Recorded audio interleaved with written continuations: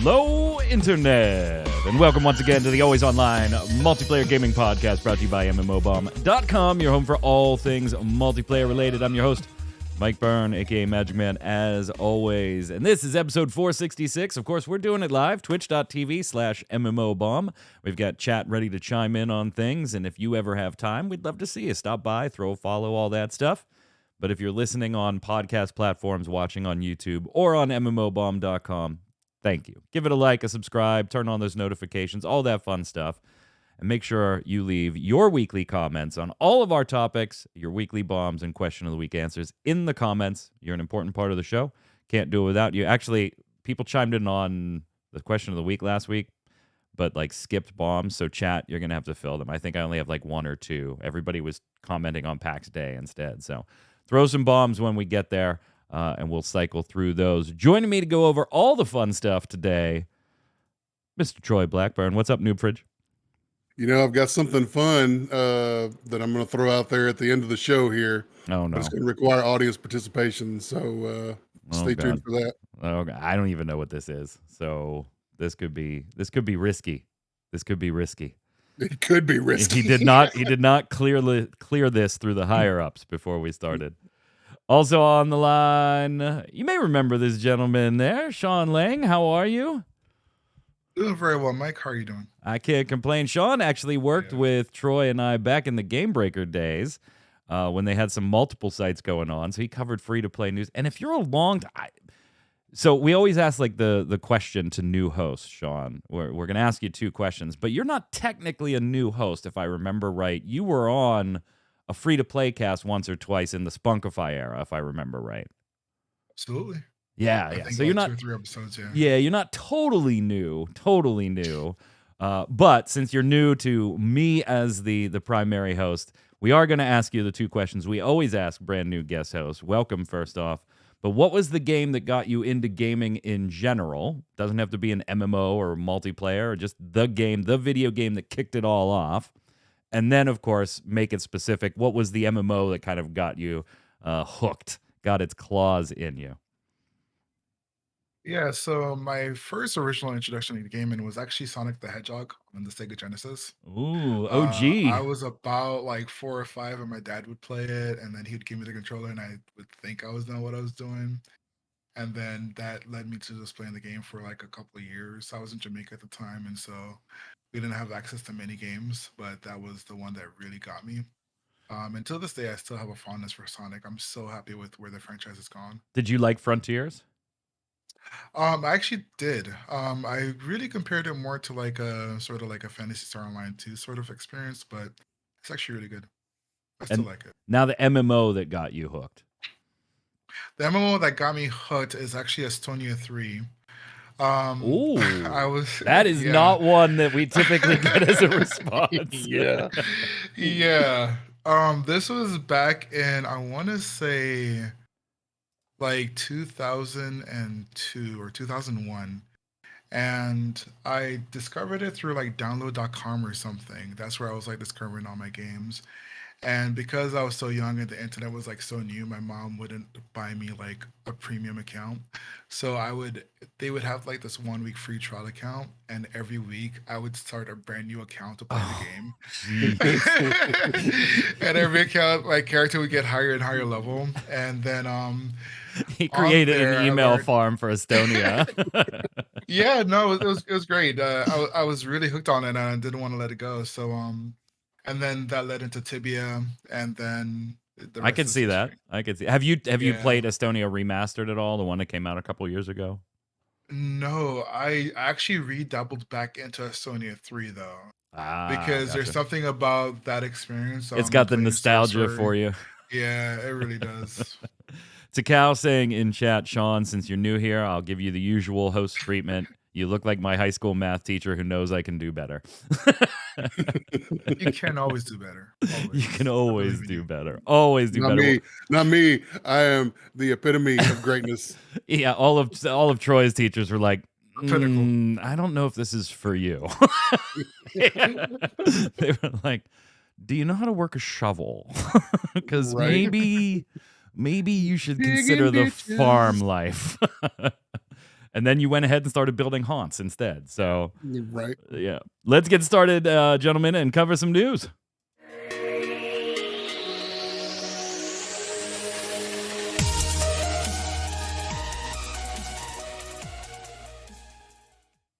So I should put a disclaimer on this first news piece. Just because we're allowed to talk about it doesn't mean you're allowed to talk about it as the viewer. So obviously, we're going to talk about Wayfinder a little bit and some of our initial impressions. We had the press event, we had beta access, and we were under not only the player NDA, the one that you guys, if you're in the betas, you had to acknowledge when you got into the client, but we were under embargoes of when we could say certain things. And we've kind of teased in the past that, we may have had some access and things like that. But this past week, press outlets were given permission to go ahead and spill the beans on Wayfinder. That's the upcoming, quote, MMO, quote, MMORPG. We'll talk about the quotes in a second, from Airship, Syndicate, and published by Digital Extremes, the team behind Warframe. But a caution. Obviously, question of the week this week is probably going to be about Wayfinder and your thoughts. If you are in the beta, you can give generic thoughts on what you think of the game as a whole, but you cannot reference the fact that you are in beta in our comments. Don't violate your own NDA. Just because the press NDA has fallen, the regular one has not. So put a little caution there for anybody in the Wayfinder beta. Don't out yourself. Don't get yourself in trouble violating NDAs. Troy, you and I have been in multiple beta tests. Sean, you haven't had your hands on this one yet, right? Not yet. Does it look? So we'll start there. This was the week of the press previews, right? If you were interested in this and all, you started getting more information. We're seeing interviews pop up now too, various monetization questions, customization questions, all that kind of thing. Does Wayfinder hold any interest for you, or are you literally just finding out about it because it's in the show notes? So I remember hearing about it. I want to say the build-up for Wayfinder, for what I know about it, really started in the past couple of weeks, because I started seeing just comparisons between Wayfinder and Wildstar, and just sort of I think that started how their because spiritual what was his name? Oh, Frost from the old Yes. Wildstar team tweeted this is the next coming of Wildstar. Spoiler, it ain't, but that's okay. No. Yeah. So what I actually ended up seeing the past couple of days was completely different from that. I didn't understand the Wildstar reference, besides maybe the telegraphing and certain elements of combat, but they're just not in the same sort of realm as far as gameplay, from what I understand. And so for me, the gameplay really reminds me of a mixture of Dauntless and Warframe. And on the Warframe note, I know a lot of people are comparing it to Warframe because they think it's developed by Digital Extremes, but they're just a publisher.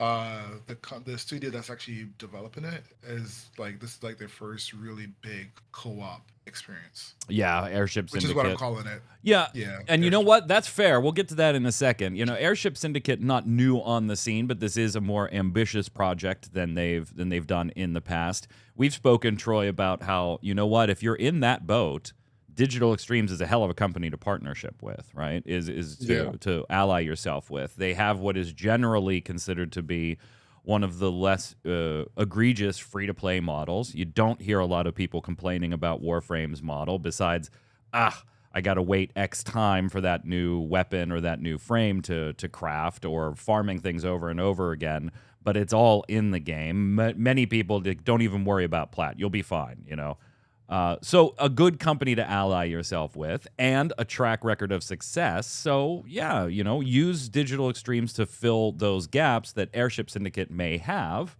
or be perceived to have, just based on their experience level. And you can definitely feel that when you're playing Warframe, that's the exact kind of line they're trying to go down. The very Warframe model, tons of cosmetics. Now we'll have to see how that plays out with actual monetization, which was not part of the beta.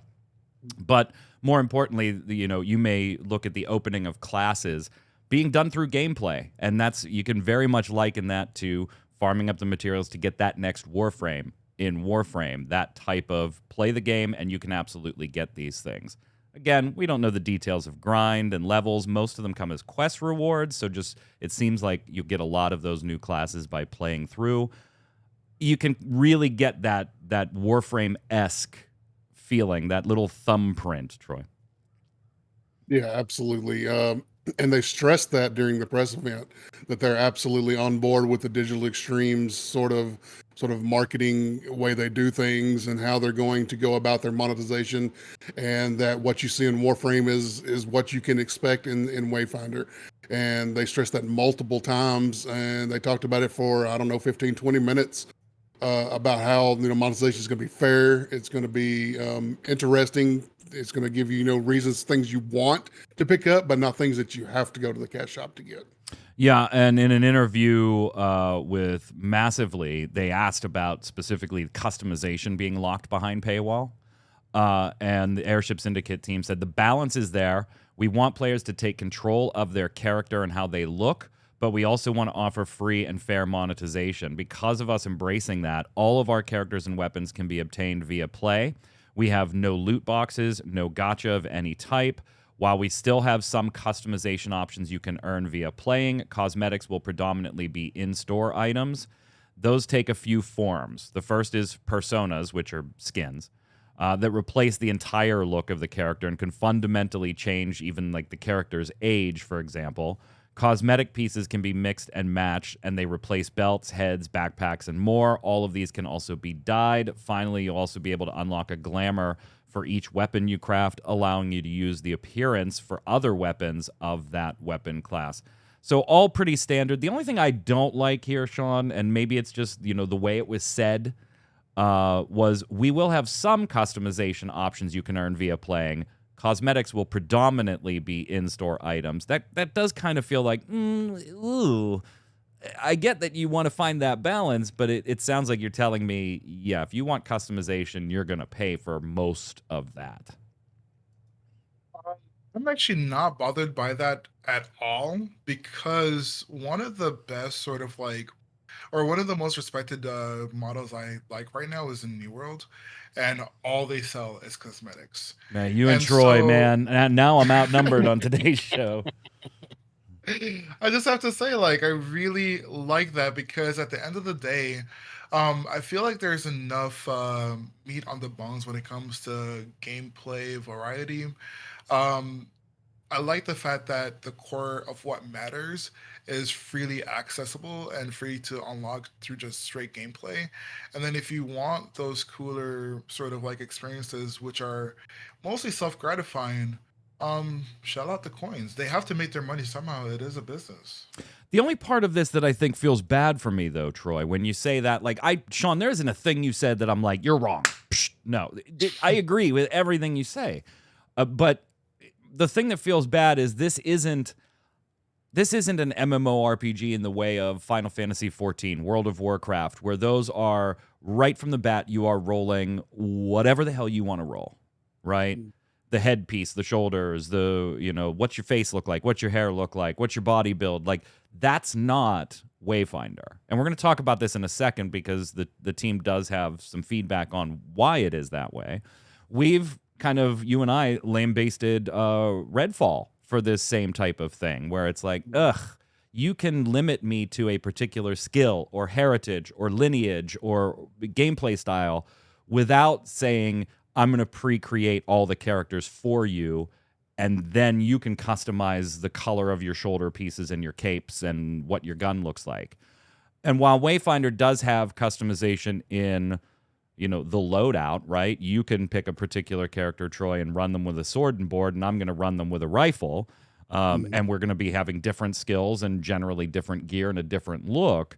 At the end of the day, our character is the same character, even if they look and play vastly differently. And so when you limit customization on the front end like that, it kind of feels a little bad for me that it feels like customization is going to be limited even further by a paywall for most of it. Yes, they've acknowledged you can get some things in game, but the way they said it just kind of makes me feel like, oh, wow, I don't get to really customize this at all very much, besides a few tweaks here and there, unless I'm shelling out cash. And that's where I kind of start to break away of, this isn't really just cosmetic. It feels like a lot of the customization aspect of a character is behind the paywall. We'll have to see what the exact balances are, what's available in-game and what isn't. But the way they worded it, I think probably could have been worded better. Yeah, I'm with you on the part where I wish you could create your own character and at least customize your own character, and you were choosing the class instead of just like a character like you are in the game. But I'm also with Sean on if that's the way they do it. If you're just selecting a character, I'm okay with customization being available in the cash shop. That's what we always say, right? Like if you're gonna have a cash shop, just make it customization. Like don't put pay to win stuff in there. That's what we always ask for. So that's what we're getting. And I look at it kind of like it's sort of a MOBA model in that, you've got these characters that you play and you can play to unlock the characters. And if you want skins for them, you got to shell out for the skins. Yeah, and they've specifically addressed this point in multiple places. Blackoni did an interview that I saw this week and other places where they brought up, hey, look, why can't I just roll a damn character? Like, give me a lineage, and okay, fine, I'll pick the lineage that I want to, but let me do whatever the hell I want with the character. And the way to view characters, by the way, in this is very similar to Warframe, right? Where the character has a specific look, a specific name, a specific lore, and you may customize the loadouts and skills a little differently, but that character is that character. And the reason that they've said they're doing this is that it's a narrative thing. They want, rather than you just rolling some brand new person who is now being revived in this world that has this gloom problem and needs your help, by making specific characters, they can create lore that ties good guys to bad guys, or this character and this bad guy have lore together or a history together. That narratively, that's one of the key reasons that they decided to go that route, when at the beginning it was more, hey, let's just create a character, and they kind of got away from that a little later. Sean, do you buy it? Do a little. Sean, do you buy? Hold on, we'll come back, Troy. Do you buy it, or is that like the PR? I don't buy it is for that a second. So I'm gonna agree with Tycho here. I think that's how you say his name. I think it's complete BS. The one thing that this decision harkens back for me is Black Desert Online. And no matter how you feel about Cacao and Pearl Abyss, at least in the beginning when that game came out, they were honest, and they said that their decision to gender lock their classes was strictly a budget issue, and they wanted to have more control over how many assets they would have to create and how they would keep things sort of like locked down and controlled. And I think anytime you see gender lock or any sort of like character lock situation, it comes down to a budget thing. I think they're taking the safe route so that they can spend more of their focus on things that will garner bigger returns. And I think having a bigger emphasis on customization outside of these sort of like character locked narrative, I think it's just an excuse. It's a PR twist. Troy, you had something you wanted to chime in there? Yeah, I was just going to say that, in the game, they do a little bit of that where, NPCs know who you are and you sort of have a backstory and a history, but not enough to make me care enough that I would give up being able to create my own character for it. And then you're also talking about what, like 5 or 6 characters? Like that's not even a great roster to start with. No, not with this model. I would expect that they would have had more. Yeah. Yeah. Well, and that is one of those things though that will be releasing every season, right? So that is like their plan. There may only be 5 now, or however many were in whatever beta test you were in, but they are going to be releasing a new character every season. Again, like the back end of this just looks exactly like Warframe. Like I can't say that enough. That doesn't mean that the game is a Warframe with a fantasy skin. We'll talk about gameplay particulars in just a moment here. But those back-end things, very, very Warframe. Getting a new character every season. They're going to be new content, new lore, new characters, like that whole plan as far as building out things. So yeah, there may be a limited list on day one when you first get in, and then you've got to open up a couple extra ones. But then every season you'll get a new character as well. Now go ahead. I was gonna say, like, and I don't want to say like the number 5 or 6 is bad, because one thing I want to give them respect for is that each character can use any weapon, Yeah. and the way that they interact with that weapon changes the fundamental of their skills. And certain characters have exclusive interactions with their base weapon or with their starter weapon type. Yeah, they might So have like an affinity for a rifle, even though you opt not to use a rifle. exactly, or like with the sword and shield, you might be able to do like a deep heavy bash, but that's exclusive to, like, the character that started with that. And so I like the direction that they're going. I do feel like they're a better start than Warframe, but I also think it would be bad to use Warframe's beginning as this game's beginning, like to sort of compare and contrast, because Warframe only worked in its elementary state for the time that it's in. You have such a wide field of expectations now that you really have to do more. And I think they are kind of doing more than what Warframe originally started with. That's a huge point, and one of my primary concerns when I was talking to some other press friends behind the scenes that I had for Wayfinder. We'll come back to that. Let's put a pin in that, because that is absolutely a concern of mine.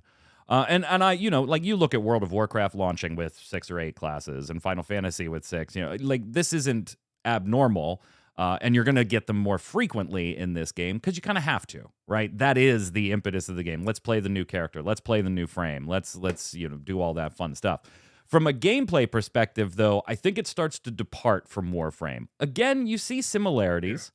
In obviously it's a fantasy aesthetic and not a sci-fi one. It's not I wouldn't call it a high fantasy settings. There is technology there. There's like graffiti on walls and like, so there is kind of like a modern splash, like, hey, the gloom has happened and we're in a really bad state. Some of us have tech that has survived, and some of us are thrown back into a more, Stone Age, Renaissance, type tribe mentality.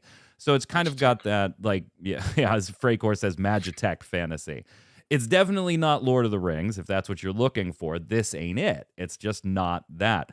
And the art style, Troy, is going to turn some people off. It just is. And I think that's maybe where Frost kind of like saw a snippet of combat combined with this art style and was like, that looks like the next WildStar.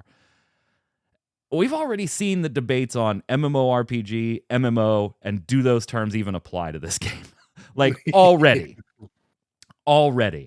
In the terms of, and this is me personally, you may disagree, in the terms of MMORPG, I know the team wants to use those titles, right? MMO and MMORPG. They really want to use those titles. They've been using them in all kinds of press and stuff like that.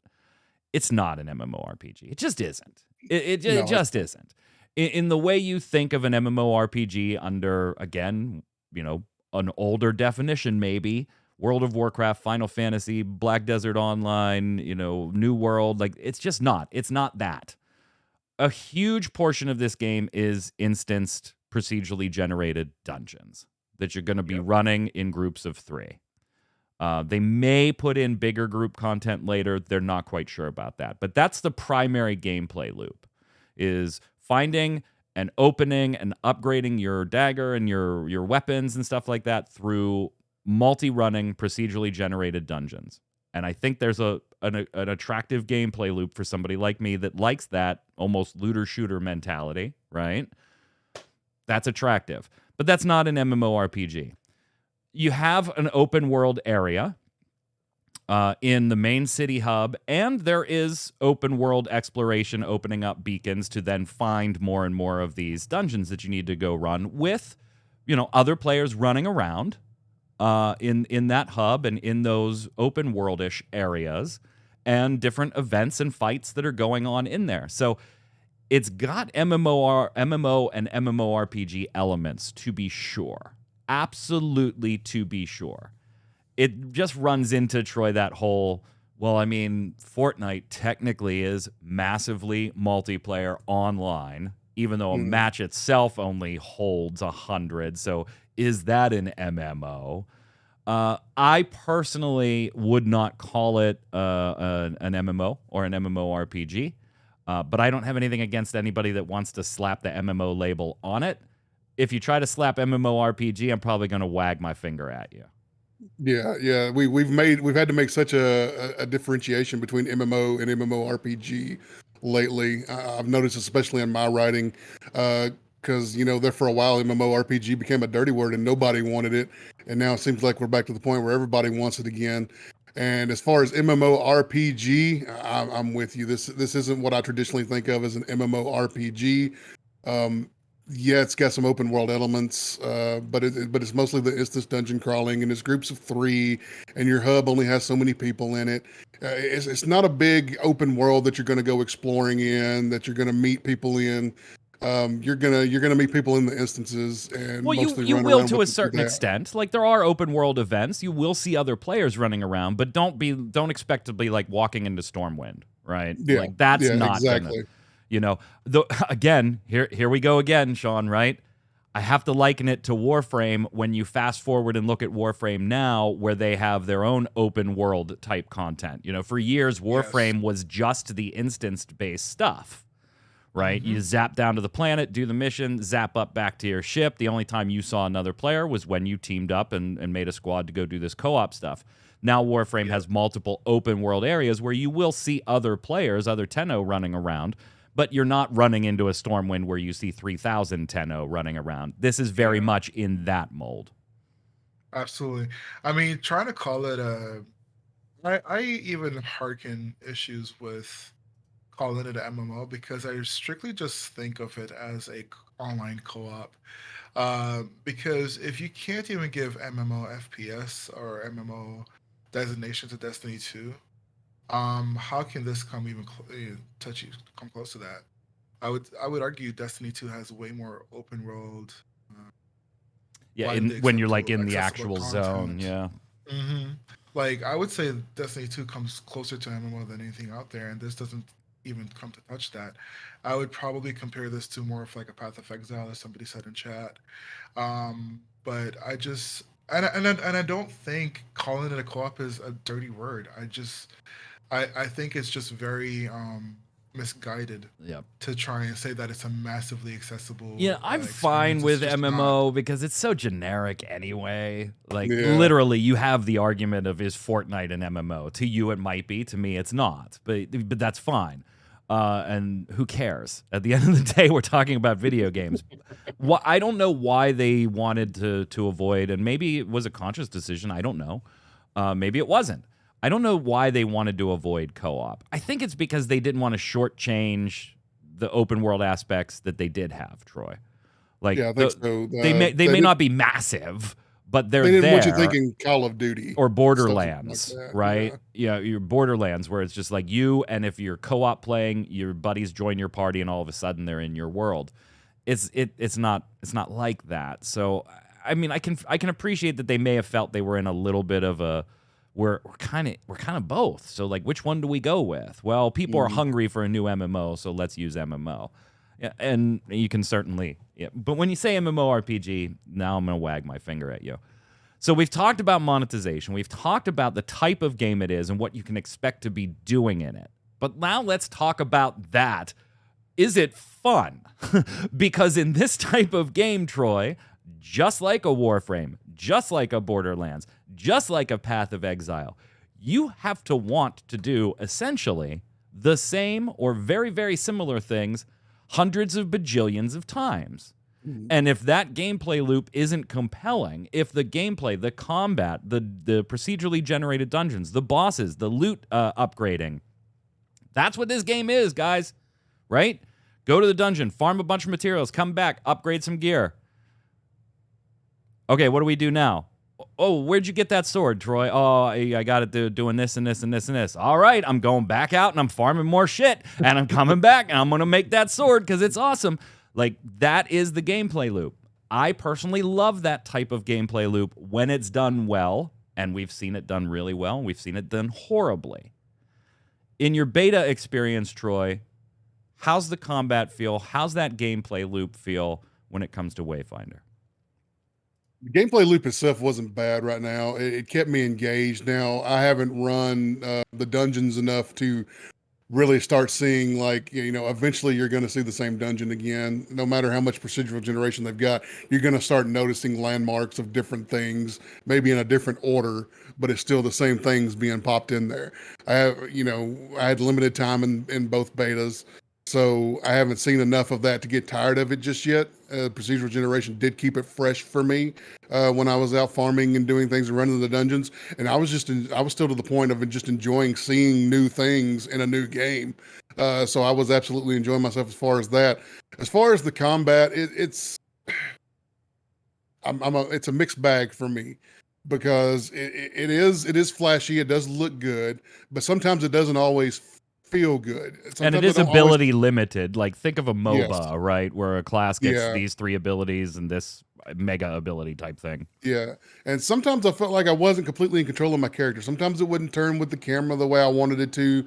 And this felt like a design choice, but it has to go all the way through the animation and then finish his little half-second pose at the end of it before it resets and you can do something else. So you could get caught in the middle of a swing. Like I said, design choice. I could get used to it later on. But gameplay-wise, long-term, that doesn't usually work out the best for games. Most games end up trying to make it a little more responsive than what this game felt like to me. Sean, what do you think? And I know you haven't had hands-on time, but you've seen a lot of videos from the team. You've seen now press stuff. What are you thinking when you see the combat? See the Yeah, I gameplay think loop? yeah, I think a lot of my concern isn't stuff I want to recognize just yet because I want to see where the development leads because there's sort of like basic issues that I'm concerned about.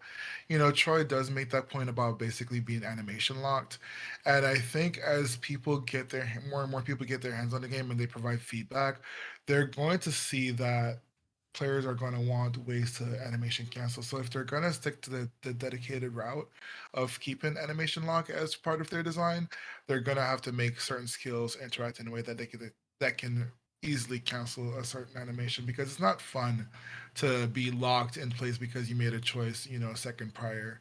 The other concern I had was, to my understanding, there was a video by another creator, and they mentioned that their experience was that they didn't realize their class could do certain things until they just kind of like slipped into the understanding. Like there was a point where you could jump into like a heavy attack, and that would Yeah. cause the mobs to stun easier than having to do 3 consecutive heavy I think I attacks. watched that video last night. Yeah. And so that was like, okay, so I don't know if that was more so like user error or if it was just a lack of tutorial. Again, So the I haven't tutorial gotten I a thought chance was to play. okay. It was okay. Mhm. It does go into some of that stuff, like if you chain together lights in this order, you can do this. If you're in this position when you chain those lights, it's going to do this instead. If you chain light, heavy, light, it's going to do that. Like it was okay, but yes, there is like you have to jump to a skill page and kind of look at all the different stuff that your character can do in different situations. Fritzy Yeah. Lovin, by the way, in chat, great name, says, gotta have a great gameplay loop. The core has to be great, right? That's dead on. Yeah. What makes Warframe addictive? What makes Warframe to the point that there are players that have tens of thousands of hours doing essentially 6 different mission types? Like that's it. Essentially, and yeah, there's some side stuff, but once you're done, you're kind of done. But what was it? It was the movement. It was the combat. It was those core pieces. Yeah, you were going to go out and you were going to try to do a survival mission and go to an endless one and just keep trying to survive as long as you can. You were going to go and farm these different materials. You were going to go farm the jackal because you needed different blueprints. Like though that wasn't you weren't looking forward to killing the jackal for the 900th time. You were like, I can't wait to bounce around like a space ninja, and I like the combat. That's it. Wayfinder worries me a little bit on that front. Obviously, for the type of game it is, you can't have that dynamic ninja time movement that you have in Warframe and other games. So you've got to really now drill in on combat. Positioning matters. Movement does matter in the context of a fight, but you're not, just parkouring your way through the universe Yeah. in this game like you would in Warframe. So then it kind of puts a little extra microscope for me on combat. Combat felt a little bit floaty to me at times. And that could just be a beta thing, right? They are treating this, from everything they say publicly, as testing. We want the core to be there and then the players to tell us what needs to be improved. And if that's honestly the mentality Airship Syndicate is applying behind the scenes, great. Fantastic. They like had to answer on the Reddit post about their NDA because some people blasted them for having an NDA, thinking they were hiding stuff, and they were like, that's not the point. We're legitimately testing, and some of the stuff that you're testing might not make it or might be tweaked to the point that it's not relevant by the time open early access starts in May of this year. I want to love Wayfinder. I want to love it. It is a looter shooter in a fantasy world with a repetitive game loop and I am okay with the art style. I would rather be able to create my own character, but fine, I can't. I'll live. I'll get over it. I want to like Wayfinder a lot. And there were aspects in the beta so far that I did enjoy a lot. But one question, back to what I said, let's put a pin in, Sean, is your point earlier. I kind of often was thinking like, and I do this when I'm doing first look videos or I'm prepping research for a first look video. Like when I want to make a point about this, I'm going to sit and think of like, would I make time tomorrow to play this? Not just am I going to play this tomorrow, but would I make time to play this? Would I say, hey, I'm just going to do my dailies in Final Fantasy because I want to go play Wayfinder? I don't know if the game's there yet. I don't, for me personally, I don't know if it's there yet. That doesn't mean it can't get there, but I don't think it's there for me quite yet. It would be that one where I'm like, what are you doing tonight, Troy? Want to hop into Wayfinder? No? All right, fine. Well, I'm not going to either. That doesn't mean it can't get there. Again, we're dealing with a small vertical slice of what's available in beta. Like we haven't seen big story beats. We haven't even really seen any big baddies besides the generic gloom itself. And Sean, to your point earlier, there are a lot of games in this space now. Warframe couldn't be Warframe if Warframe came out today in the market today the way it came out when it came out. Yeah, no. And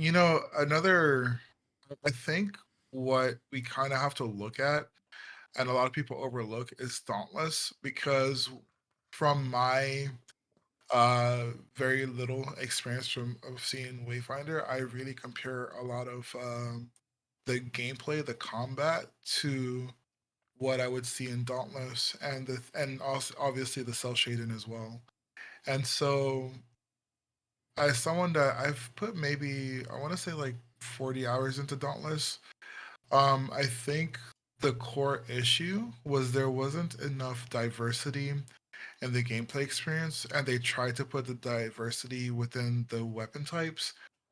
But what makes something like Monster Hunter great isn't just the weapon type, it's how everything can change moment to moment. And that gameplay loop that you go back to is completely different on each hunt. And so that, I feel like the fundamental or the foundation that they're kind of building this game on just doesn't have enough. And I think what they're hoping is going to provide that satisfying experience isn't going to be enough. Troy, I mean, it is something published by Digital Extremes. It goes to early access in May. That means it'll probably, be in early access for the next 12 years, judging by Warframe. Poke a little fun at Digital Extremes. The team at DE knows I love them. I love them very much. I'm still personally leaning on the positive side of Wayfinder, realizing that there were performance issues in the beta. That's pretty standard, right? There's some pop-in issues. There was some frame loss issues. I know some people, I didn't, but some people had crashing issues here and there. Okay, I'm going to set those aside. It is a closed beta under an NDA. You're not trying to, bilk a founders pack purchase out of people to get access to this. It seems like you're genuinely treating testing as testing. So I'll set those aside and assume that you're going to do your beta job and get rid of those. From a gameplay loop, it's close. It is really close for me. The story, I think, could definitely help if they're legitimate about narrative beats and things like that. You could definitely draw me into an okay gameplay loop with a great story. You certainly can do that. I'd rather the gameplay loop be great and a great story, but I'm still positive on on Wayfinder. I'm still positive on Warframe too. I'm still positive on Wayfinder, but I don't know if I'm as excited for it as I once was. I think I'm a little more tempered now, having some experience with it and saying, okay, this seems like an okay foundation. This seems like you could have something neat, but I really got to be able to see more of this to make those decisions that I was just talking about. Am I going to make time to play this tomorrow? So I want to touch on that because a lot of hopes and desires are based on Warframe's success, but the emphasis here is that Warframe is not or Digital Extremes is not the developer. Yeah. And so that's my hesitation, and that's why I don't feel super comfortable. I love the foundation that they have, don't get me wrong, but I don't know the pace that they're going to be able to pump out content to build upon that foundation, if that's going to be enough to keep people's attention. And Jira in chat saying, disappointed, to be honest, is looking for a full MMORPG. Yeah, if you were looking for a full MMORPG, you will absolutely be disappointed. This isn't it. Yeah. Fortunately for us, we had information as everything was revealed at Video Game Awards and stuff like that, that we were able to see that's not what they're going for here. So we don't have that disappointment factor. We knew what we were getting into when we walked in. I'm still positive on it. Sean, you sound skeptical. I'm going to give you the skeptical side of things. Troy, are you still looking forward to Wayfinder? I wasn't as looking forward to it as you were for the gameplay loop. I'm still kind of where I was. If I've got friends who want to play this, I would play it with them. Right, but you like this loop. You play Darktide. You play shit that's this exact gameplay loop. So don't give me crap about it. I was positive about the gameplay. I really like Darktide. And Darktide's monetization is horrid to this day still, and you still love it. But I had friends who were playing Darktide too, though. So yeah, if I've got friends who want to play this, I'll definitely play it with them. But I'm going to play it like a online co-op game, like you said, not like a true MMORPG, because that's not what it is. And Jira doesn't sound very positive, so I may or may not be playing this game in the future. I'm going to give it a thumbs up. I'm still interested. You guys seem a little more baited, so we'll wait until you guys can get in. Warframe or Combat reminds you of Kingdoms of Amalur: Re-Reckoning. They actually said Darksiders. They obviously said like World of Warcraft and other things being inspiration for the game, but they've said multiple times Darksiders being and I could definitely see that. I can definitely see that. They're the same team that developed Darksiders Genesis. So yeah, no doubt. KOA, underrated legendary game. Got to agree. Super, absolutely.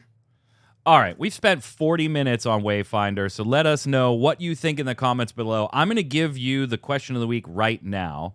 It's, what are your thoughts on Wayfinder? Remember, if you are in the beta and you are not part of press that had special different dates that we could post things, do not post anything in our comments that gives away the fact you are in an NDA-covered beta. But let us know from what you've seen in the press, what we've talked about here today.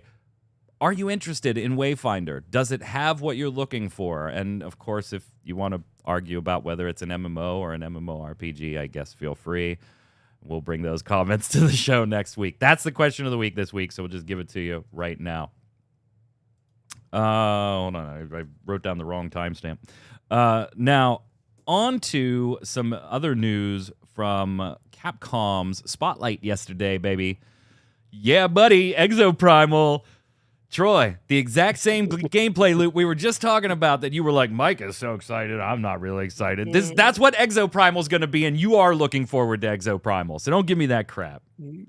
I want to play this. I want to throw up the big shields and kill all the dinosaurs and do it 700 times to farm materials. It looks like stupid amounts of fun.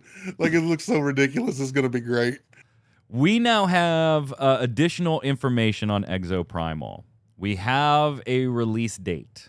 July 14th on the PlayStation 5, PlayStation 4, Xbox Series S and X, Xbox One, and PC. The Steam page is already up. And as a little kicker, it'll be on Xbox Game Pass on day one. Thank God, because when I went to the Steam page, I'm like, what are they going to give us the payment model? I went to the Steam page. This son of a bee, Sean, is $60. It's $60 for a season-based game that is going to sell season passes. And it's $70 for the digital deluxe version, which gives you a couple extra goodies and the first season's battle pass. I was like, yeah, I want to shoot some dinosaurs running down buildings, but I don't know if I want to do it for $60. So you can disregard my previous statements. I'm out. $60 and season passes, yeah. Yeah, so Xbox Game Pass is perfect for me. I won't have to pay for it at all.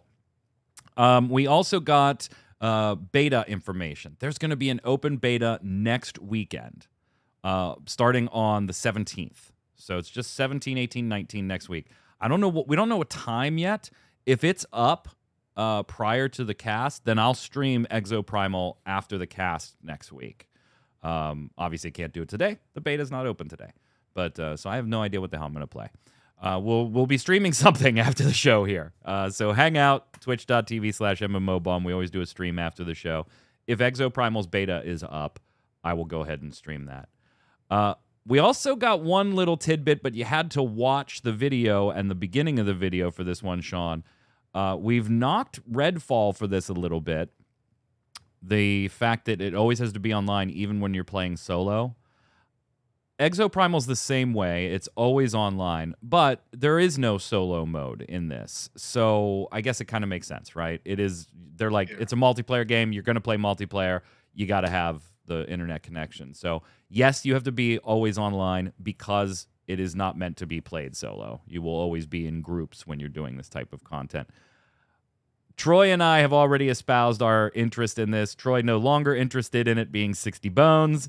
I'm fine with it being 60 bones because I'll Game Pass this some will be, and I'll be just fine. So, Sean, we'll let you have the last word on Exoprimal. Yeah, I mean, initially I was kind of lukewarm on the concept from the day that it was released because I don't play very many games like this. My first initial reaction was kind of like a Saints Row type thing. It was just kind of wacky, kind of out there. But then the more I thought about it, it kind of reminded me of like the Jurassic Park like arcade games that I used to play as a kid, like going to the movie theater and like all the dinos be rushing at you and you're just shooting them. And so I really like that. The price tag. No. Yeah, like we kind of thought there was a chance. Obviously, this type of game style could be free to play, right? We see a lot of games that do that. Yeah. You know, Wayfinder is literally doing that. You know, it's a free to play repetitive loop with seasons. And so yeah, you could see the argument that this should be free to play. But even if they were like, okay, we want to charge a couple of bucks, it does look like there's some more development here than your average free-to-play game as far as the way the game looks and from everything we've seen so far. Okay, maybe they'll do like a $20 price tag or something. When I saw it on Steam for $60, I was like, ooh. And no, Yeah, 20 bucks or less, I'd be all over it. I think it's going to be on sale real quick. My realistic expectation, because it is by such a big company, I would have thought $40, and I think that even is too high. I think $40 is where it would have landed with the season pass model. And Jiro says Dino Crisis with mechs. I wish it was Dino Crisis. That's a great one, actually. But yeah, $60 is too high. So I already have Game Pass because I finally got to play the Persona games. Oh, nice. And so yeah, so I'm gonna Game Pass it. I'll check it out. I'm still interested in it. I'm gonna play it. No, Game Pass does not give you the season pass as well. It's just spend $10 on that damn season pass. Come on. It's gonna be 20. Yeah. Oh yeah. I mean, it may be. Yeah. It's only 10 if you do it by the digital deluxe edition. You can give us 60 or 70. But yeah, we'll see. We'll see. I'll definitely be streaming it. Hopefully, the beta will be up before the show next week, and we'll go ahead and stream it after the cast next Friday. All right, gents, a few last tidbits here. So chat, get your weekly bombs ready for me. These are just some like facepalm news I want your quick takes on. So Troy, we'll go to you first. Ghostcrawler is leaving Riot Games. He's been heading up the League of Legends MMORPG. He says it's time for something new. He's had some personal strife in his life and kind of put some other things in perspective for him. But he says the MMORPG from League of Legends, based on Runeterra, is in good hands. Does this change your optimism or pessimism for the League of Legends MMO? Does change my optimism just a little bit. I'm not like down in the gutter with it or anything. I don't think it's ruined just because he's leaving. Yeah, I mean, one person does not an MMORPG make. Absolutely, but I do think that he was a big part of the vision of that game, and I hate to see him go, but I'm glad he's taking care of his personal business. Sean? My confidence is not shaken one bit.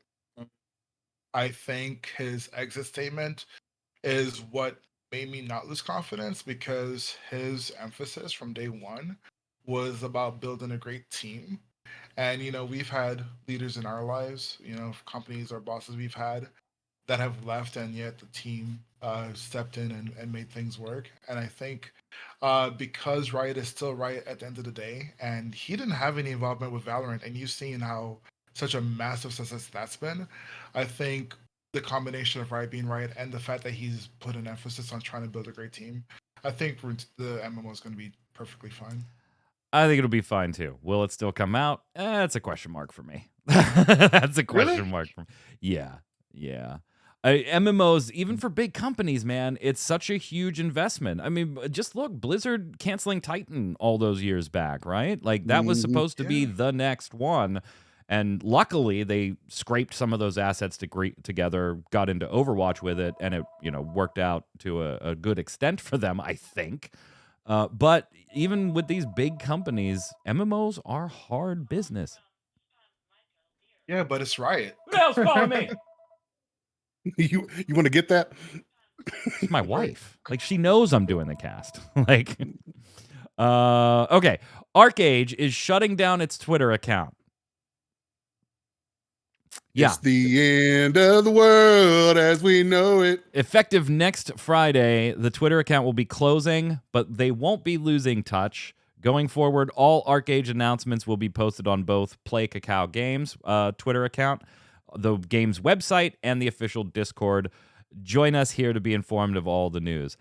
A little bit weird. Like, obviously, shutting down a Twitter isn't the end of the world, but is shutting down a Twitter this many years later? Well, why? Do you just not have somebody that's going to run it? Like, are you laying people off to the point that you can't have anybody update the Twitter? Moving it over to Cacao Games? Like, it's a little weird, isn't it, Sean? It is, but I don't think Twitter's importance is the same as it was, say 6 months ago. So I don't think, if they had just done this quietly and not made an announcement about it, I don't think anyone would have really noticed.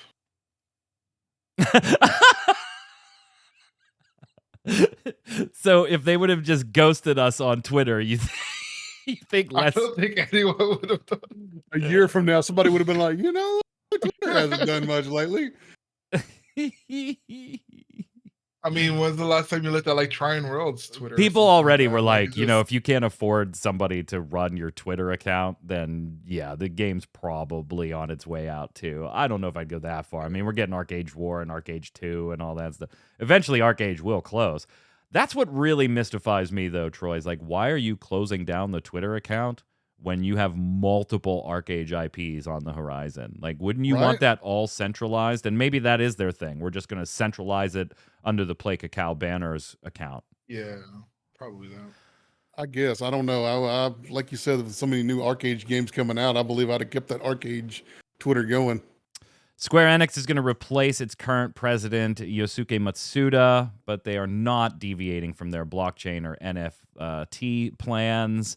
I've spoken on a different podcast in depth on this one. I'm just going to sum this one up for me on this is a figurehead change and nothing more to me. Like, it's if you're going to take the same strategies and the same philosophies, then why are you making a change? Because somebody on the board or some shareholders are making big stinks, and so you want the appearance of change. That's at least the way I take it. Do you see it differently, Sean? Uh, my hope is that it's different. My hope is that they do change their course, because there are a lot of choices that have been made over the past like 3 years, like Outriders and just a few title. There's just some certain things that Square Enix that has done the past 3 years I just do not like and I do not vibe with, and I feel like it's been on a downward decline. And yes, this blockchain and NFT emphasis, it's not working out for Ubisoft. I don't know why they think it's going to work out any differently for them. But How's that quartz people, investment going? like, yeah, I want it to be more than a figurehead change, but I think more than the president needs to step down for anything to really happen. Troy, any thoughts on this one? Nothing changes, nothing different. Move on. Meet the Nobody new boss, cares. same as the old boss, huh? Yeah, afraid so. Hey, just in case you weren't there, Microsoft is still saying we're not going to make Call of Duty exclusive to legislative bodies. Sony is complaining to about such a thing, and in fact, the Microsoft did make a 33-page response to CMA in Europe, because one of their things was like, well, just divest yourself of Call of Duty, and they were kind of like, why? Like, why would we divest ourselves of it? If you think it's a big enough deal that Sony not have it, that we should divest from it, then it's certainly a big enough deal that it should be an issue if we don't have it, because we divested ourselves of it. So the argument makes no sense. And they went on to offer 10-year deals again, put them back up, even went so far as to let Sony put it on PS Plus on day one if they wanted to on their side. No go. Now Sony's argument has shifted to, well, we're worried about getting a buggy version of the game from them. I added this to the piece late last night because Lulu Chang Maservi, the CCO and executive of VP of Corporate Affairs, took to Twitter and actually claims that Sony CEO Jim Ryan, at a meeting in Brussels on the 21st, which we knew about, she's quoting him as saying, I don't want a new Call of Duty deal. I just want to block your merger. That sounds about right. She said Microsoft offered Sony, the dominant console leader for well over a decade with 80% market share, a 10-year agreement on far better terms than Sony would ever get from us being Activision, not owned by Microsoft. We've also offered Sony guaranteed long-term access to Call of Duty. But they keep refusing. Why? And then follows up with a tweet. The CEO of SIE answered that question in Brussels. In his words, I don't want a new Call of Duty deal. I just want to block your merger. And if you didn't already know that, I don't know what to tell you. Because, like, that's... Yeah, you obviously haven't been paying attention if you haven't already figured that out. So, interesting updates there. Hey, Dark and Darker, in addition to being accused of stealing from Nexon, accusations that Iron Mace denies, they're also not exactly sure what they want to do on the payment model front. Sean, they've said, hey, yeah, we know to keep this game in development and servers and all that stuff longer term, the box fees just aren't going to cut it. So it can't survive on sales alone. We don't really know what we want to do. We just know we don't want to do pay to win. I feel like this should have been sorted out ahead of time. Yeah, no, I think this is what happens when you get way more interest from players than you're ready and prepared for, because these are very fundamental. How are we going to fund the future of this project questions? And yeah, I think they need to get on that like ASAP, because the way that this game's interest has really like spread, yeah, you need to figure it out. And Troy, it appears Suicide Squad reportedly will be delayed. Rocksteady and team not feeling great about the way this was received in their last Sony State of Play reveal. and so it could be delayed yet again. Is it good news or bad news? I'm afraid it's not going to make much of a difference. I think it looked like the gameplay was pretty much set in stone. I don't know what they're going to do to make it any better. Maybe they're just taking time to put together a new presentation. I don't know, but I don't see just a few months what difference that's going to make looking at the state of the game that it was in when it was presented. Let's go do the weekly bombs.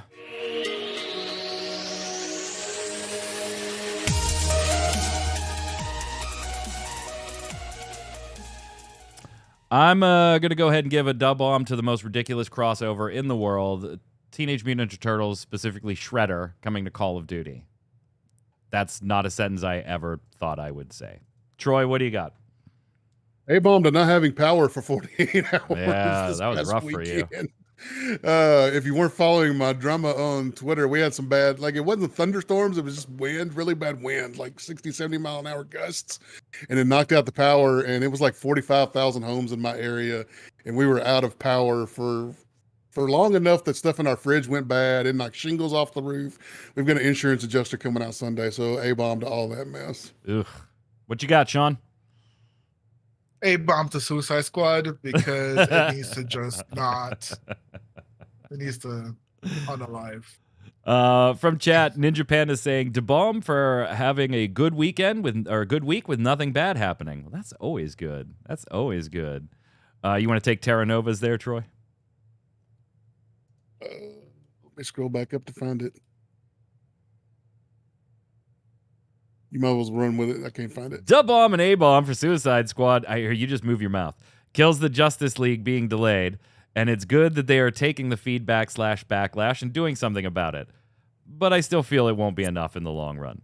You probably Can I point right. something out? Marvel's Avengers was also delayed. Yeah. For polish. So. Sean, you want to take Baron Vagabonds in chat there? Yeah, absolutely. A-bomb to Square Enix new CEO being a carbon copy of the old CEO. Yep. Takal saying, A-bomb to Yoshi P. Between the stupid Final Fantasy 16 comment, his thoughts on how action Final Fantasy is here to stay, and how he keeps giving us less and less in Final Fantasy 14. I'm about done with this dude. At the end of Stormblood, I would have knife fought you to defend this guy. Now I might be the one who puts the knife in his back. Not literally, chill out. Takal actually said, not literally, chill out. So yeah, I'm out on him. Go ahead, Troy. Stogens. Stogen, the bomb to Dragon Ball Xenoverse. I just started playing. It's so much fun and nostalgia. Go ahead, Sean. Tori the chicken, the bomb to vitamin or D vitamin pills. It's changing my life. A bomb to vitamin B deficiency. Didn't realize how bad it was before I got the pills. Old Glory saying, this week, my DeBomb is related to last week's DeBomb. Our game's Steam page is up. Like your actual games? Your company that you work for game? What game? I don't remember. Zhao saying, I agree with Q to a point, talking about Kickstarter and stuff last week. Kickstarter has birthed some great games like Divinity Original 1, Sin 1 and 2. The factor I believe is more important is their prior work. Larian Studios had a history with making games in different genres and with a different flavor from what you'd see at the time. From ARPGs like Divine Divinity to Divinity 2, Ego Draconis, Dragon Knight Saga, to a unique take on RTS in Dragon Commander. The final result, 2 of the best CRPGs. They were transparent, in my opinion, with videos discussing and showing the process and progress of the projects, talking how and why things evolved in a certain way.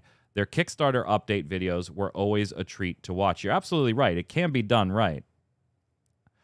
And we still know more about a lot of those games than we do the day before. Question of the week last week. What are your initial thoughts on PAX Day? The Pie Maker says the personality survey that they use makes sense if you're trying to tailor the game to the habits of their potential player base. For example, the question about difficult tasks gives insight into how the kinds of people interested in their game respond to difficulty, and whether or not alternative gameplay options are needed to keep less persistent players engaged. No doubt. Yeah, companies use this type of stuff all the time, and I wasn't lambasting them for using it. I was kind of casting a raised eyebrow at the fact that it was required to opt in for an alpha, where normally this is like a, hey, do you like our game? Would you mind taking a survey type thing? when you see other companies do this. Go ahead, Troy.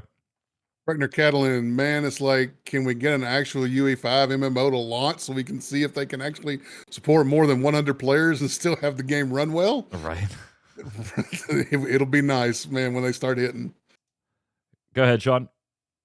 So Varus says, I don't know, man. Why do I get a sixth sense feeling of Arcage? Looks pretty though. The Juno trip. The Scary Juno story trip. time. Yeah, absolutely. Juno? I referenced it. Yeah, last week. Oh, Juno in Final Fantasy XI. It was scary. Misfit says, I'm not interested in PAX Day because it sounds like it's going to be another bare-bones survival MMO without any infrastructure. Players build and craft everything, fully player-created economy, and not even any quests, as per the Q&A on their Discord. The description reminds me a lot of Atlas. Basically, another Ark clone disguised as an MMORPG. I'm more interested in the Quinfall, but we need a lot more info on that game as well before I'm hopeful. Misfit, yeah, I'm with you on the Quinfall thing. We definitely need. I mean, they're making some bold claims over there for a game and a company you've never heard of, as far as what they're doing with the biggest map ever. Like, okay, let me see it. Let me see it. Yeah, you could drop Old Glory. Drop the game name. I don't care. Yeah. Go ahead, drop it. Question of the week this week. Now that you're actually seeing previews and press stuff, what is your take on Wayfinder, as we said earlier? Let us know in the comments below. Don't forget your weekly bombs. Dub bomb for something good, A bomb for something bad in the world of gaming, or just life in general. Sean, it has been a pleasure, my friend. I'm sure we'll see you around here more often. Where can everybody follow you? you can find me on Twitch at Scenic, SCEANIC, and Easy, Twitter. easy enough. Troy, I'm a little worried to throw this over to you. What is your surprise thing? All right. So if you'll show up to my stream next Wednesday at 2 p.m. Eastern time, I will play Bless Global live on stream. Oh, if it's God. still available on Steam. Yeah, Because you can't even search for it. You have to like Google it to find it. Well, yeah, isn't that because it has NFT stuff in it? Yeah, it's and got Steam NFT doesn't stuff like in it. that. Yeah. So, yeah, So- I'd be amazed if it's still up. Yeah, if it's still up and people show up. If Terra Nova is the only one in my chat again, then I'm not playing it and I'm not wasting my time on it. But if you guys show up for it, I'll play some Bless Global if it's still up and available on Steam. And for those of you wanting to know what Old Glory is, a company that I guess this is a company you work for, Old Glory, is working on. It's on Steam. It's called My Little Universe. You can go and add it to your wish list now. I have no idea what it's about. This is not an endorsement. It's a friend of mine in chat that's been an MMO bomber forever and ever, helping a friend out. Go check out the game. I'm Mike Byrne. You can follow me personally at magicman1, but more importantly, follow at MMOBomb so you'll know every time we go live with a podcast stream, post a new giveaway, article, first look video, and more. Until next time, stay safe. We'll see you on the servers. Later.